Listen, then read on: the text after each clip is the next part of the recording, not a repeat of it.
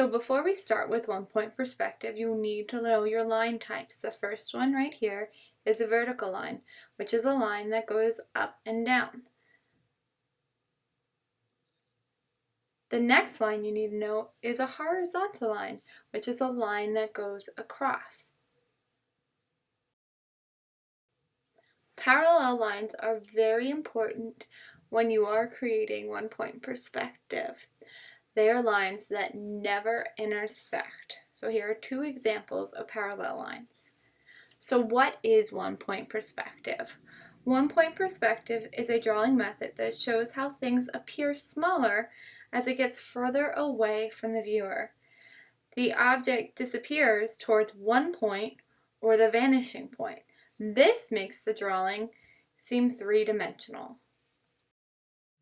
Okay, so now how do we draw one-point perspective? Well, first you need a ruler and a pencil, and then the first step is you're going to draw your horizon line and your vanishing point. Then you're going to draw a basic shape. Keep it simple. Maybe start with a square or a rectangle. Then you're going to connect the corners of the shape to the vanishing point. So those lines are going to your vanishing point. You're using your ruler. Make sure you're lining it up properly. If you have problems drawing the other line, flip your paper. It's a simple solution, right? Okay, so now you have your shape drawn with your lines going back to your vanishing point. So now you're going to draw parallel lines. Find the edge of the square and you're going to draw a parallel line from it. You can use your pencil to measure it. Make sure that the two lines will never intersect, because if they do intersect, are they really parallel lines?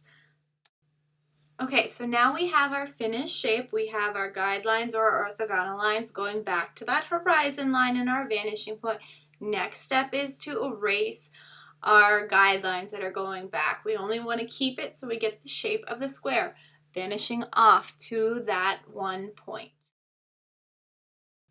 Okay, so now we learned how to do a square. So let's learn how to do a more difficult shape. A letter. Let's try a letter. So once again, you're going to start it off the same way. You're going to have your letter vanishing off to that vanishing point on the horizon. You're going to draw your guidelines going back to that vanishing point or your orthogonal line. So they're going back to that point. There are going to be more areas where you have to connect from the corners of the letters to the vanishing point. So this is a little more tricky. Once you have those points connecting back to the vanishing point, the corners to the vanishing points, you are now going to do your parallel lines. So line up your pencil and your ruler, make sure that the lines will not intersect, and you're going to draw at the areas where you should your parallel lines.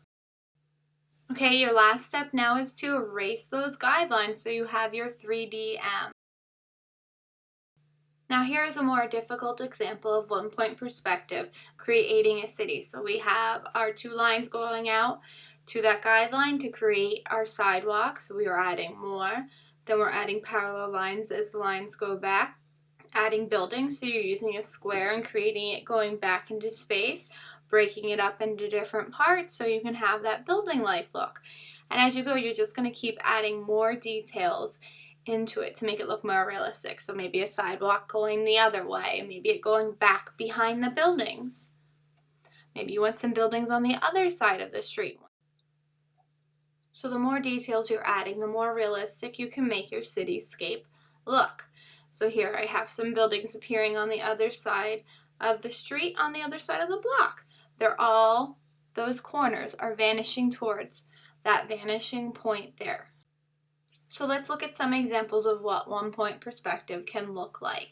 Here's an example of a name created using one-point perspective. Let's go to some rooms that are created in one-point perspective. Here's an aquarium.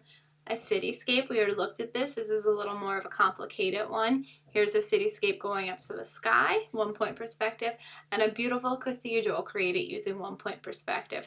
So with one-point perspective, you can create some beautiful drawings. It's up to you what you create.